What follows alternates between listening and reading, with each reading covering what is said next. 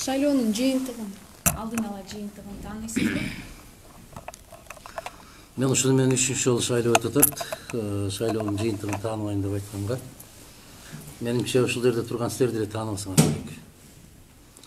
Мындай шайлоонун жыйынтыгын күндүз эле берилген маалыматтарга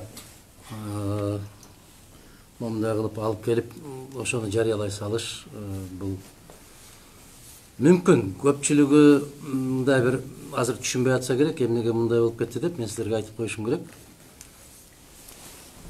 Сөзсүз түрдө да эми жеңилген киши качан эле таанып жүрсө дегендей баягындай өтө арзан сөздөр болот, түшүнүктөр болот. Бирок Кыргызстандын калкы так даана билип коюш керек. Аз мезгилдин ичинде кандай балекеттер менен ушундай болгонун жүзү ачыла турган күн келет. Баягы Корея жашыгынын тест жасап аткан мезгилде коопсуздук кызматынын кызматкерлери коштоп жүргөндүгүнүн өзүнөн эле мунун алдын ала бүт баары айтылган. Ошондуктан бул жакшылыкка алып келбей турган жол макул. Бийлегендер бийлесин, тойлогондор тойлосун. Бирок бүтүндөй Кыргызстандын журтуна кайрылып кетем мен. Мунун арты өтө жаман. Эч ким эч кандай каршылык көрсөтпөйт азыр. Макул дейт. Болсун дейт. Бирок мен сиздерге айтып коеюн, дагы бир жолу айтайын. Бул жолу мүмкүн саясатчылар унчукпай койгону менен Кыргызстандын элинин суроосу жарылат. Бүгүн болбосо эртең. Бөркүңүздөр көрүңүздөр. Сиз кандай чараларды коюп Чара? жатасыз? Бул кадамдар дегенде кандай кадамдар? Биз мыйзамдуулук үчүн күрөшүп келгенбиз, күрөшө беребиз. Бүгүнкү күндөн ушул мүнөттөрдөн баштап мыйзамдуулук үчүн күрөшө беребиз. Биз башка талапкерлер менен дагы азыр акылдашабыз, кеңешебиз. Биздин позициябыз, биздин көз карашыбыз кандай болот? Аны акылдашабыз. Барбы дагы суроо? Сиз кандай ойлойсуз, экинчи тур болобу? Чу дегенде эле момундай көрсөтүп турат, баардыгын маңдайына жазып. Сиздер элестетесиздерби? Парламенттик шайлоодо киши көп добуш алабы, же президенттик шайлоодобу? Биз парламенттик шайлоодо алган добуштун жарымына да жеткирбей атканды. Бул эмне жөнүндө кабар берет? Бир талапкерге 700 миңден ашык киши добуш берип жүргөндүгү эмнеден кабар берет? Бишкек шаарындагы, Чүй областындагы адамдардын, шайлоочулардын маанайы бизге белгилүү болгон. Ошондуктан бул шайлоо реалдуулуктан өтө алыс. Бүгүн шайлоо тилкелерине жарандардын аз келгендиги дагы айтылды да, мындан улам жана Формула 2-нин таасири тийдиби, жоюп салган деген ойлор айтылып атат. Пикириңиз кандай? Формула 2 анчалык таасири тийбейт. Формула 2-нин жарандардын келбей койгондугу биринчиси бул протест. Бул каршылык. Бул референдумга коюлган маселеге каршылык. Бул ушундай бир жапайычылыкка болгон каршылык. Эл тилекке каршы биздин касиеттүү элибиз ушул бөтөн өлкөлөрдүн жетекчилерине суктанып, тамшанып, бөтөн өлкөлөрдүн ийгиликтерине тамшанып жүрүп, баягы кайран эл үмүт акталбай аткандыгын кайра баса белгилешип, мына ушундай чечимге бардыгы деп ойлойм.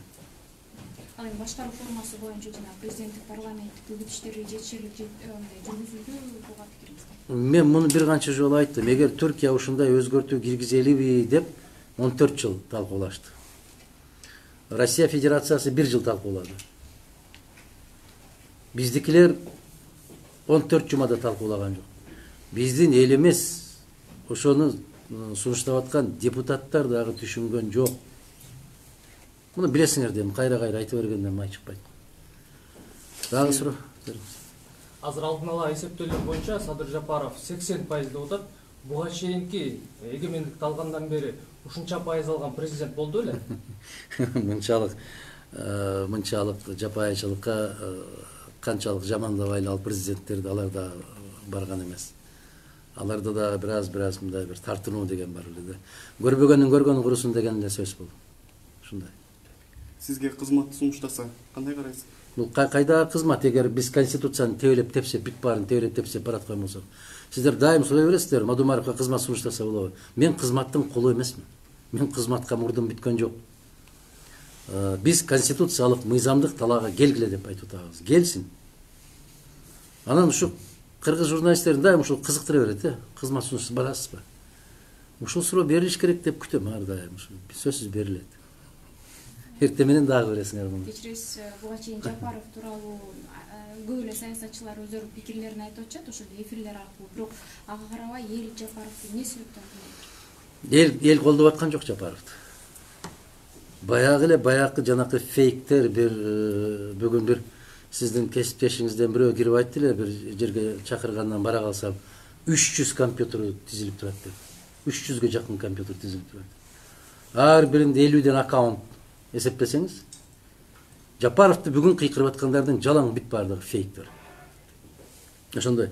Алардын жазганынан эле карабайсыздарбы? Кандай маданий деңгээли, кандай деңгээлде болду? Кандай сөздөрдү колдонуп атат? Байкап атасыңарбы? Ошонун бир көкүрөгүндө бир сезими бар, мен инсанмын деген бир сезими бар адам ошондой сөздөрдү жазабы? Эч качан жазбайт. Суроону катар берейин. Шайлоо болду. Ошо шайлоодон кийин бир катар талапкерлерге иш козголот, камалат деген дагы сөздөр айтылып келген. Эми шайлоо бүткөндөн кийин айтсаңыз, сиздин кабарыңыз барбы бул жөнүндө, ким камалышы мүмкүн? Эми шайлоолор бүткөндөн кийин камалат албыл дегендер биринчиден өздөрүнүн иш арасынан камалышы мүмкүн. Себеп бүттү, алар кызматын өтөп бүттү. Алар менен кош айтышы мүмкүн.